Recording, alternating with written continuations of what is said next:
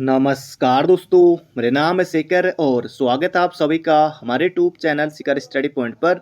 तो दोस्तों, इस वीडियो में हम देखने वाले हैं उत्तराखंड और सामान्य ज्ञान के महत्वपूर्ण प्रश्नों को। उत्तराखंड के दोस्तों जबरदस्त क्वेश्चन है जो उत्तराखंड की नई बुक आई है, उत्तराखंड वस्तुनिष्ठ प्रश्नोत्तरी।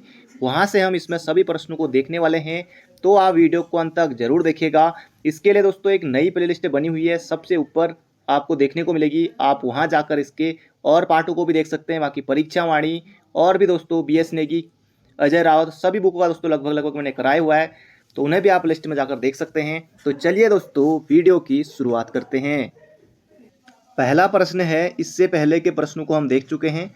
किस संगठन द्वारा 30 मई 1930 को तिलाड़ी में जन समूह एकत्रित किया गया था? इसका सही उत्तर होगा दोस्तों आजाद पंचायत। बाकी जैसे दालियों का दगड़िया दोस्तों, ये तो चंडी प्रसाद भटके द्वारा चलाया गया था, ये ऑप्शन होगा नहीं। वैसे भी महिला मंगल दल दोस्तों, ये गौरा देवी इसकी अध्यक्ष बनी थी, अभी बताऊंगा कब बनी थी। अगला प्रश्न आ रहा है, इसका सही उत्तर होगा आजाद पंचायत। तिलाड़ी में जनसमूह एकत्रित किया गया था, आजाद पंचायत दोस्तों, ये आपको बिल्कुल याद रखना है। एग्जाम में ये प्रश्न आपको देखने को मिल सकता है। 30 में 1930 को दोस्तों तिलाड़ी कांड हुआ था, ये भी आपको बिल्कुल याद रखना है। डेट सहित आपको 30 में 1930 ये भी याद रखना है। तो बढ़ते हैं दोस्तों अगले प्रश्न की तरफ। जबरदस्त क्वेश्चन है। अगला प्रश्न है यहाँ पर, दादी अम्मा किसका उपनाम है? दादी अम्मा, तो इसका सही उत्तर होगा दोस्तों, अगर आपने सोचा है ऑप्शन नंबर बी आयरन पंथ, दोस्तों आप बिल्कुल गलत हैं। इसका सही उत्तर होगा यहाँ पर हमारा option number D Gaura Devi. Gaura Devi इसका बिल्कुल सही उत्तर है, तो ये आपको बिल्कुल याद रखना है। एग्जाम में दोस्तों ये प्रश्न आपको देखने को मिल सकता है। गौरा देवी का दोस्तों जन्म आ सकता है कि इनका जन्म कब हुआ था, तो 1925 में इनका जन्म हुआ था, ये भी याद रखना आपको। गौरा देवी का जन्म 1986 में इनको इंदिरा गांधी वृक्ष मित्र पुरस्कार मिला था। और अभी हमने देखा था ऊपर महिला मंगल दल, तो महिला मंगल दल की दोस्तों गौरा देवी अध्यक्ष भी बनी थी, कब? 1972 में। ये भी आपको याद रखना है, एग्जाम में प्रश्न बन सकता है। तो इसका सही उत्तर होगा गौरा देवी। अल्मोड़ा की बेटी और पाकिस्तान की बहू, ये आयरन पंथ को कहा जाता है। जिया रानी का मूल नाम मौला देवी था, ये भी आपको याद रखना है। तो इसका उत्तर होगा option number D Gaura Devi. कबूतरी दोस्तों ये लोक गायिका हैं। अगला प्रश्न है, दालियों का दगड़िया नामक स्वयं सेवी संस्था का गठन किसके द्वारा किया गया? दालियों का दगड़िया, इसका सही उत्तर होगा दोस्तों चंडी प्रसाद भटके द्वारा दालियों का दगड़िया नामक स्वयं सेवी संस्था का इसका गठन किया गया था। तो ये आपको दोस्तों बिल्कुल याद रखना है। और इन्होंने ही दोस्तों दसोली ग्राम स्वराज मंडल की भी स्थापना की थी, कब? 1964 में, गोपेश्वर में, चंडी प्रसाद भट्ट ने। तो ये भी आपको याद रखना है, एग्जाम में प्रश्न बन सकता है। ये भी डालियों का दगड़िया भी 1970 के बाद ये इन्होंने चलाया था, चिपको आंदोलन को गति देने के लिए, ये भी आपको याद रखना है। सुरेश भाई ने चलाया था रक्षा सूत्र आंदोलन। हाँ, रक्षा सूत्र आंदोलन चलाया था टिहरी के भिलंगना क्षेत्र में 1994 में, ये भी आपको याद रखना है। बाकी गौरा देवी चिपको आंदोलन से संबंधित हैं। सुंदरलाल बहुगुणा, इन्होंने भी बहुत कुछ काम किया था। अगला प्रश्न है, उत्तराखंड में वृक्ष मानव किसे कहा जाता है? तो वृक्ष मानव दोस्तों कहा जाता है उत्तराखंड में विश्वेश्वर दत्त सकलानी को। नागेंद्र सकलानी के दोस्तों ये भाई थे। विश्वेश्वर दत्त सकलानी, बहुत कुछ किया इन्होंने। विश्वेश्वर सकलानी, इनको लाखों वृक्ष लगाए इन्होंने, तो वृक्ष मानव कहा जाता है इसलिए इन्हें विश्वेश्वर दत्त सकलानी को। और 1986 में इनको इंदिरा प्रियदर्शनी वृक्ष मित्र पुरस्कार भी दिया गया था, 1976 में। परीक्षा वाणी में भी ये प्रश्न आपको मिल जाएगा। अगला प्रश्न है, उत्तराखंड एक कृषि प्रधान राज्य है, यहाँ की कितनी प्रतिशत आबादी गाँव में निवास करती है? ये यहाँ पर दोस्तों पूछा गया है। 69.77% दोस्तों यहाँ की जो आबादी है वो दोस्तों गाँव में निवास करती है। तो इसका सही उत्तर होगा हमारा ऑप्शन नंबर ए। बिल्कुल आपको याद रखना है, कृषि प्रधान राज्य उत्तराखंड है ही, ज़्यादातर लोग खेतीबाड़ी करते हैं, ये हो जाएगा ऑप्शन नंबर ए। अगला, राज्य में सबसे कम कृषि योग्य भूमि का है? इन जनपदों दोस्तों अगर बात करें, सबसे कम ही है इनमें से बताना, चमोली, टिहरी, बागेश्वर, रुद्रप्रयाग। सबसे ज़्यादा दोस्तों जो क्षेत्रफल वाला जनपद वो कौन सा है? चमोली है ना। और इनमें से आपको बताना सबसे कम कृषि योग्य भूमि दोस्तों ये होगा रुद्रप्रयाग, ऑप्शन नंबर बी। बढ़ते हैं अगले प्रश्न की तरफ। अगला प्रश्न है, मेंथा फसल की रोपाई का समय कब से कब तक होता है? मेंथा एक दोस्तों फसल होती है, इसकी रोपाई का समय यहाँ पर पूछा गया है। तो ये दोस्तों 15 से 30 जनवरी के बीच में दोस्तों इसकी जो रुपाई का समय होता है ये होता है मेंथा फसल की। ऑप्शन नंबर सी हो जाएगा इसका बिल्कुल सटीक उत्तर। अगला प्रश्न है, पर्वतीय क्षेत्रों में स्थानीय रूप से भूमि को 3 भागों में बांटा गया है, इनमें से बिचलिया भूमि किस भूमि को कहते हैं? बिचलिया यानी कि दोस्तों बीच की भूमि होगी ना, तो बीच यानी कि दोस्तों मध्य, बीच यानी कि दोस्तों मध्यवर्ती, तो हो जाएगा ऑप्शन नंबर डी। तो बढ़ते हैं अगले प्रश्न की तरफ। अगला प्रश्न है, 8 बिस्वा कितने नाली के बराबर है? इस तरह के क्वेश्चन दोस्तों पटवारी लेखपाल के पेपर में और एसआई में भी बनने के चांस हैं, ज़्यादा पटवारी में बन सकते हैं इस तरह के क्वेश्चन। 8 बिस्वा कितने नाली के, फॉरेस्ट गार्ड में बन सकते हैं क्योंकि वहाँ भी इस तरह की चीज़ें होती हैं। तो 8 बिस्वा कितने नाली के बराबर होता है, यहाँ पर पूछा गया है। तो इसका सही उत्तर होगा दोस्तों 1 नाली, ऑप्शन नंबर ए। 8 बिस्वा दोस्तों 1 नाली के बराबर होता है। और 45 गज का दोस्तों क्या होता है? 45 गज बराबर होता है 1 बिस्वा। 45 गज का होता है दोस्तों 1 बिस्वा, ये भी आपको याद रखना है। और 1 गज में दोस्तों होता है कितना? 0.91 वर्ग मीटर। बाकी दोस्तों जो परीक्षा वाणी का जो मापतोल वाला चैप्टर है उसे आप देख लीजिएगा। अगला प्रश्न है, 1 हेक्टेयर कितने मुट्ठी के बराबर होता है? अब ये भी आपको याद रखना है। 1 हेक्टेयर में दोस्तों 50 नाली होते हैं, और या फिर 10,000 वर्ग मीटर आप कह सकते हैं। 10,000 वर्ग मीटर ये होते हैं दोस्तों किसमें?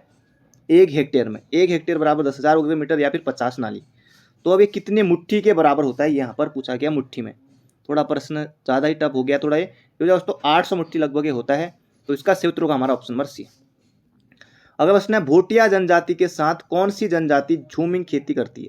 उत्तराखंड की दोस्तों भोटिया जनजाति भी झूमिंग खेती करती है। इसके अलावा दोस्तों जो सबसे ज़्यादा उत्तराखंड की झूमिंग कृषि के लिए जानी जाती है दोस्तों, ये है राजी जनजाति, क्योंकि दोस्तों इनको जंगल का राजा बनराव इनको कहा जाता है। तो ये मुख्य रूप से दोस्तों ये लोग जो राजी जनजाति दोस्तों ये झूमिंग कृषि करते हैं। तो इसका क्षेत्र होगा ऑप्शन नंबर बी। अगला प्रश्न है, राज्य में वन व्यवस्था का शुभारंभ कमिश्नर ट्रेल द्वारा कब किया गया? वन व्यवस्था का शुभारंभ कमिश्नर ट्रेल द्वारा कब किया गया? तो 1823 होगा इसका सही उत्तर। बिल्कुल आपको याद रखना है, एग्जाम में पूछा जा सकता है। 1823 में ट्रेल ने, बिल्कुल आपको याद रखना। अगला प्रश्न है, पर्वतीय वन संघर्ष समिति का गठन कब किया? जबरदस्त क्वेश्चन है। 90% अभ्यर्थी इस प्रश्न को सही नहीं कर पाएंगे, आपको बिल्कुल सही करना है। 1974 में दोस्तों इसका गठन किया गया था, पर्वतीय वन संघर्ष समिति। लेकिन 1974 के 2 ऑप्शन हैं, तो 4 सितंबर 1974 को पर्वतीय वन संघर्ष समिति का गठन किया गया था दोस्तों। इसी तरह से प्रश्न आएगा, हो सकता है वर्षा आ जाए, हो सकता है डेट के साथ आ जाए, तो डेट सही आप रखिए 4 सितंबर 1974 को पर्वतीय वन संघर्ष समिति। अगला प्रश्न है, अल्प विकसित कृषि क्षेत्र के अंतर्गत कौन सा क्षेत्र नहीं आता? चंपावत, चक्राता, पिथौरागढ़, अल्मोड़ा। अब दोस्तों इन जनपदों को, इन जैसे चक्राता भी है यहाँ पर ऑप्शन में, अगर इन सभी ऑप्शनों को यहाँ पर ध्यान से देखें तो इनमें से दोस्तों अल्मोड़ा जो होगा ऑप्शन नंबर डी, वो अल्प विकसित कृषि क्षेत्र के अंतर्गत नहीं आता। अगला प्रश्न है, राज्य में सर्वप्रथम चाय की खेती का कार्य कब शुरू किया गया? दोस्तों ये बिशप हेबर के द्वारा दोस्तों ये सर्वप्रथम किया गया था। कब? 1824 में। 1824 में। तो ऑप्शन नंबर बी हो जाएगा इसका बिल्कुल सही उत्तर। तो चाय से दोस्तों ये प्रश्न बनते एग्जाम में, हो सकता है एग्जाम में पूछ लिया जाए आने वाले एग्जाम में, कि जैसे पूछा गया था कि चाय बागान जैसे पौड़ी में किसने लगाए करके। 1843 में कैप्टन हडल्स्टन ने पौड़ी में चाय के बागान लगाए। ये दोस्तों हाल ही में एग्जाम में पूछा गया था, वीडियो के किसी एग्जाम में पूछा गया था। 1835 में दोस्तों टिहरी में चाय की खेती शुरू हुई थी। तो चाय से दोस्तों कुछ प्रश्न बनते हैं, ये हो जाएगा 1824 में। अगला प्रश्न है, राज्य में पर्वतीय भूभाग में कुल कृषि क्षेत्र का कितने प्रतिशत भाग पड़ता है? तो ये आपको यहाँ पर बताना है। जबरदस्त क्वेश्चन है दोस्तों, इसका सही उत्तर हो जाएगा 56.8%। अभी आपको ये 86 वाला नहीं करना दोस्तों। राज्य में पर्वतीय भूभाग दोस्तों उत्तराखंड का 86.07 है पर्वतीय भाग, बाकी मैदानी है 13।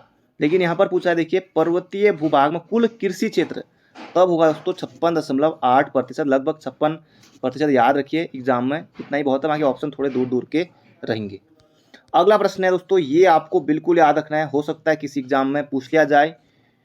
कृषि उत्पादन विपणन बोर्ड का गठन कब किया गया? कृषि उत्पादन विपणन बोर्ड का गठन कब किया गया? जबरदस्त और बिल्कुल धांसू प्रश्न दोस्तों। दिसंबर 2000 में कृषि उत्पादन विपणन बोर्ड का गठन किया गया था, बिल्कुल आपको याद रखना है। एग्जाम में प्रश्न बन सकता है। अगला प्रश्न है, राज्य में किसान रत्न सम्मान योजना की शुरुआत कब हुई? किसानों को दोस्तों सम्मान देने के लिए किसान रत्न योजना की शुरुआत की गई थी सन 2010 में। सन 2010 में। तो ऑप्शन नंबर सी बनेगा हमारा बिल्कुल ही सटीक उत्तर। तो बढ़ते हैं दोस्तों अगले प्रश्न की तरफ। अगला प्रश्न है, राज्य में प्रथम दुग्ध संघ की स्थापना कहाँ की गई? पहली बात दोस्तों एक प्रश्न यही बन जाता है कि प्रथम दुग्ध संघ की स्थापना कब हुई? तो 1949 में हुई। और कहाँ की गई दोस्तों? ये की गई थी हल्द्वानी नैनीताल में। तो हल्द्वानी इसका सही उत्तर होगा, नैनीताल भी ऑप्शन में है, तो हम करेंगे दोस्तों हल्द्वानी में, ऑप्शन नंबर डी। अगला प्रश्न है दोस्तों, अब यहाँ से परिवहन तंत्र वाले प्रश्न शुरू हो जाते हैं। अगर आपने परीक्षावाणी अच्छे से पढ़ी है तो इन प्रश्नों को आप आसानी से हल कर पाएंगे। तो पहला प्रश्न है, राज्य के कुल यातायात में सड़क यातायात का कितना प्रतिशत है? अब दोस्तों उत्तराखंड में ज़्यादातर सड़क यातायात है, रेल भी उतनी नहीं है, जैसे हवाई तो वो तो और भी कम है, तो रेल का भी है ही है, लेकिन ज़्यादातर दोस्तों जो उत्तराखंड में यानी कि 85% दोस्तों सड़क यातायात का प्रयोग होता है उत्तराखंड में। तो ऑप्शन नंबर ए हो जाएगा इसका सही उत्तर। अगला प्रश्न है, राज्य के कितने प्रतिशत भूभाग पर अभी भी सड़कों का विकास नहीं हो पाया है दोस्तों? इसका सही उत्तर हो जाएगा 40% भूभाग पर। यह भी आपको परीक्षावाणी में मिल जाएगा दोस्तों। अब तो जगह जगह कितने कहाँ कहाँ पहाड़ों को काट कर कहाँ कहाँ रोड पहुँचा दिए, ये हो जाएगा लगभग अभी भी 40% ऐसी जगह है जहाँ की रोड नहीं पहुँची है। अगला, हिमालयन हाईवे का विस्तार कहाँ से कहाँ तक है? हिमालयन हाईवे का विस्तार कहाँ से कहाँ तक है दोस्तों? ये कहाँ से? ये है त्यूनी से लेकर लोहाघाट तक। त्यूनी दोस्तों कहाँ हो गया? देहरादून में हो गया, और ये रोड दोस्तों बन भी रही है कई समय से। त्यूनी देहरादून में है और लोहाघाट तो लोहाघाट चंपावत में, यहाँ तक इसका विस्तार है हिमालयन हाईवे का। और इसकी दोस्तों जो लंबाई है वो है 659 किलोमीटर। तो बढ़ते हैं अगले प्रश्न की तरफ। तो हिमालयन हाईवे का विस्तार त्यूनी से लोहाघाट। अगला प्रश्न है, हिमालयन हाईवे की लंबाई कितनी किलोमीटर प्रस्तावित है? तो अभी मैंने आपको बताया था 659 किलोमीटर, ऑप्शन नंबर बी। अगला प्रश्न है, कंडी मार्ग किन दो स्टेशनों को जोड़ता है? ये प्रश्न भी दोस्तों पूछा गया था। कंडी मार्ग से किन दो मार्गों के बीच, किन दो स्थानों के बीच जो है सड़क लंबाई में कमी आएगी? तो कंडी मार्ग दोस्तों किसको जोड़ता है? ये जोड़ता है दोस्तों रामनगर जो कि नैनीताल में है और कोटद्वार जो कि पौड़ी में है, इनको दोस्तों ये जोड़ता है कंडी मार्ग। इसका सही उत्तर हो जाएगा हमारा ऑप्शन नंबर सी। अगला प्रश्न है, Garhwal Motors honours union limited की स्थापना कब हुई? GMOU Garhwal Motors honours union limited की स्थापना कब हुई दोस्तों? ये हुई थी 1941 में। आपको बताना है KMOU Kumaon motor honours union limited की स्थापना कब हुई थी? ये आपको कमेंट बॉक्स में छापना है, जरूर से छापिएगा। अगला प्रश्न है, Garhwal motor user cooperative transport society limited की स्थापना 1958 में कहाँ की गई? पहला प्रश्न दोस्तों ये बन जाता है कि Garhwal motor user cooperative transport society limited की स्थापना कब हुई थी? तो सन 1958 में। एक प्रश्न तो हमारा प्रश्न से ही बन गया। बाकी जो पूछा गया है कि स्थापना इसकी कहाँ की गई थी, तब उत्तर होगा दोस्तों हमारा रामनगर में। Ramnagar option number B, Ramnagar Nainital में। अगला प्रश्न है, निम्नलिखित में से किस जिले में रेलवे लाइन का विस्तार नहीं? नैनीताल दोस्तों काठगोदाम तक, पौड़ी में कोटद्वार, चंपावत में टनकपुर तक दोस्तों सब रेल है। टिहरी दोस्तों इसका सही उत्तर हो जाएगा ऑप्शन नंबर डी। अगला प्रश्न है, लक्सर जंक्शन को हरिद्वार से कब जोड़ा गया? ये प्रश्न दोस्तों कई बार पूछा जा चुका है अभी तक। तो इसका सही उत्तर हो जाएगा 1 जनवरी 1896 को लक्सर जंक्शन को हरिद्वार से जोड़ा गया था। बिल्कुल आपको याद रखना है, किसी एग्जाम में ये प्रश्न टपक सकता है, तो इसलिए दोस्तों आपको ये प्रश्न याद रखना होगा। अगला प्रश्न है, टनकपुर से बागेश्वर तक की रेल लाइन को राष्ट्रीय परियोजना का दर्जा कब मिला? तो ये मिला था दोस्तों, कब मिला था? ये मिला था मार्च 2012 में। लेकिन दोस्तों अभी भी इस पर कुछ भी प्रक्रिया आगे नहीं बढ़ी है। टनकपुर से लेकर दोस्तों अगर रेल लाइन आ जाती है तो बागेश्वर के लिए, बागेश्वर से दोस्तों वो आएगी तो थोड़ा पिथौरागढ़ भी आएगा उसमें, क्योंकि टनकपुर चंपावत में आता है, तो उस रास्ते दोस्तों लगभग आएगी। तो अब देखने वाली बात होगी कब तक क्या क्या इस पर होता है आगे को। पर इसको मार्च 2012 में राष्ट्रीय परियोजना का दर्जा मिल चुका है, कभी ना कभी दोस्तों जरूर बनेगी। अगला प्रश्न है, राज्य में प्रथम रेल लाइन कब बिछाई गई? तो ये बिछाई गई दोस्तों कब? 1884 में। बिल्कुल आसान प्रश्न है। 24 अप्रैल 1884 को दोस्तों रेल पहुंची थी कहाँ? काठगोदाम। तो ऑप्शन नंबर बी हो जाएगा इसका बिल्कुल सटीक उत्तर। अगला प्रश्न है केदारनाथ के लिए पवन हंस कंपनी द्वारा हेलीकॉप्टर सेवा कब शुरू की गई? तो किस कंपनी के द्वारा शुरू की गई दोस्तों केदारनाथ के लिए? तो पवन हंस 1985 में, जहां तक मुझे याद है इसकी स्थापना हुई थी। तो ये केदारनाथ के लिए शुरू की गई दोस्तों कब? 16 मई 2003 से। तो ऑप्शन नंबर ए होगा इसका सही उत्तर, पवन हंस कंपनी के द्वारा हेलीकॉप्टर सेवा शुरू की गई थी। अगला प्रश्न है राज्य का पहला आईएसओ दर्जा प्राप्त करने वाला रेलवे स्टेशन कौन सा है? उत्तराखंड का दोस्तों पहला ही है, यानी कि राज्य का पहला यहाँ पर लिखा हुआ है, अभी तक एक ही है, जो दोस्तों Dehradun railway station. Option number D हो जाएगा इसका सही उत्तर। कब दिया गया था दोस्तों ये दर्जा? ये दिया गया था सितंबर 2003 में, ये भी आपको याद रखना है। अगला प्रश्न है देहरादून रेलवे स्टेशन को आईएसओ का दर्जा कब मिला? 2003 में। तो सितंबर 2003 में अभी हमने देखा था। उत्तराखंड में छोटे बड़े मिलाकर कुल कितने रेलवे स्टेशन है? अगर दोस्तों छोटे बड़े मिला दें तो लगभग हमारे 41 बनते हैं। तो ऑप्शन नंबर बी हो जाएगा इसका सटीक उत्तर।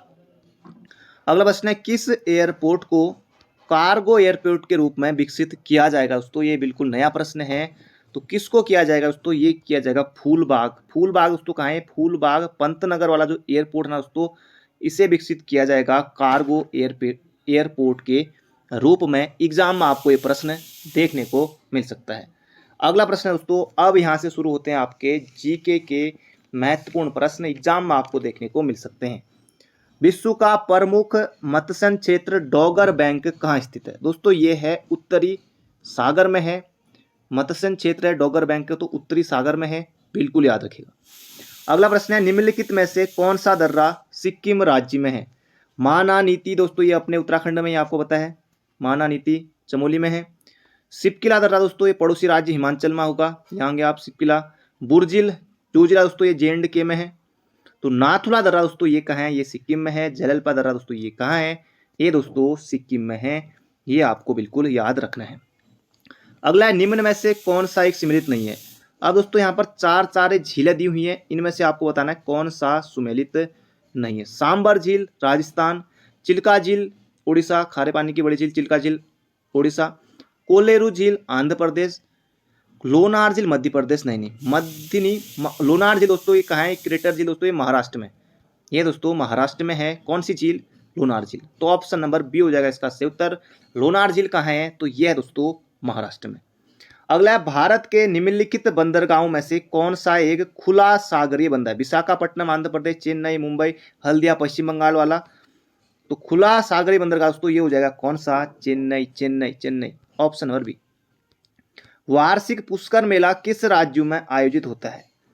ये दोस्तों ऊंट व्यापार के लिए है। वार्षिक दोस्तों ये मेला ऊंट व्यापार के लिए जाना जाता है, ये प्रश्न भी आयोग पूछ चुका है पहले, बहुत पहले। दोस्तों ये जो पुष्कर मेला ये कहाँ लगता है? लगता है राजस्थान में। ऑप्शन नंबर ए हो जाएगा इसका सही उत्तर, राजस्थान RJ। अगला प्रश्न है दूरदर्शन का दैनिक राष्ट्रीय कार्यक्रम किस वर्ष आरंभ किया गया? दूरदर्शन का दैनिक राष्ट्रीय कार्यक्रम किस वर्ष शुरू किया गया? दोस्तों ये किया गया था 1972 में। Option number B. अगला प्रश्न है निम्नलिखित में से किस प्रदेश में विधान परिषद नहीं है? अब दोस्तों उत्तराखंड में आपको पता है कि हमारे यहाँ सिर्फ दोस्तों विधानसभा है, ये आपको भली भांति पता है। तो इसका क्षेत्र होगा ऑप्शन नंबर डी। बाकी बिहार में है, महाराष्ट्र में है, उत्तर प्रदेश में है, तो यहाँ है ही, तो ये जगह उत्तराखंड है। सिर्फ यहाँ विधानसभा है, ये आपको भली भांति पता है। भारतीय संविधान के किस अनुच्छेद के अंतर्गत वित्त आयोग का गठन किया जाता है? तो अनुच्छेद 280 में दोस्तों वित्त आयोग के बारे में बताया गया है। वित्त आयोग का गठन है दोस्तों अनुच्छेद 280 में। अनुच्छेद 368 दोस्तों ये संविधान संशोधन से संबंधित है, ये भी आपको याद रखना है। अगला है वर्ष 1932 में अखिल भारतीय हरिजन संघ के संस्थापक कौन थे? VR अम्बेडकर इसका सही उत्तर बिल्कुल नहीं है। इसका सही उत्तर दोस्तों महात्मा गांधी ने 1932 में अखिल भारतीय हरिजन संघ के संस्थापक थे। अगला प्रश्न है आज का हमारा आखिरी प्रश्न। अभी तक दोस्तों आपने वीडियो को लाइक नहीं किया है तो लाइक जरूर कर दीजिए। किस हड़प्पा कालीन स्थल से नृत्य मुद्रा वाली स्त्री की कांस्य मूर्ति मिली है? तो ये मिली है दोस्तों मोहनजोदड़ो से। मोहनजोदड़ो दोस्तों ये पाकिस्तान के सिंध प्रांत में, तो यहाँ से मिली है। तो ऑप्शन नंबर ए होगा इसका बिल्कुल सही उत्तर। दोस्तों ये थे आज के हमारे महत्वपूर्ण प्रश्न। बाकी मिलते हैं बहुत जल्दी एक नई वीडियो में। चैनल पर नए हो तो चैनल को सब्सक्राइब जरूर कर लीजिएगा, और अभी तक आपने वीडियो को लाइक नहीं किया तो लाइक करके जुड़ जाएगा। हो सके दोस्तों एक शेयर जरूर कीजिएगा। बाकी अपना ध्यान रखिए, स्वस्थ रहिए, मस्त रहिए। Thank you friend, thank you so much. मिलते हैं बहुत जल्दी एक नई वीडियो में।